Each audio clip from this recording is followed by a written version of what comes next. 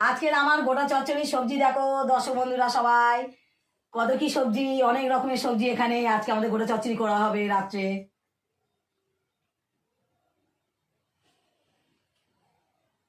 এই যে আমাদের লাভলি সোনা দেখছে, অনেকটা ঘুরে বেরিয়ে নিয়েছে।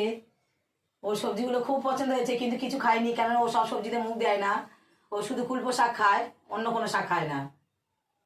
এইগুলো সবাই মিলে কাটাকাটি করে রাত্রিবেলা রান্না করে সেই চচ্চড়িটা সবাইকে দেখাবো।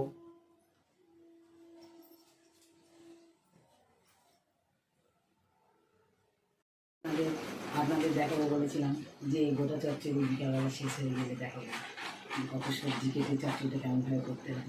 ভাজা কিছু করে 7টার সময় বসিয়েছি রান্না, এখন মনে হয় রাত করে 12টা বেজে গেছে, কিন্তু এতক্ষণ ধরে ভাজাভুজি করে চচ্চড়িটা করে এই সবে আমার গোটা চচ্চড়ি শেষ হয়।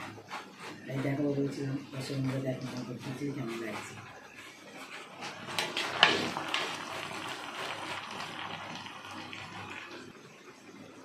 আজকে যেমন সরস্বতী পুজো ছিল, অনেক লোকজন এসে খিচুড়ি টিচুড়ি খুব খেয়েছে। কালকেও এই গোটা চচ্চড়ি প্রচুর লোকজন আসবে, তাই তোমাদের সবাইয়ের নিমন্ত্রণ রইল। শুভ সরস্বতী পুজো, সবাই ভালো থেকো, সবাই চলে এসো, রাখছি।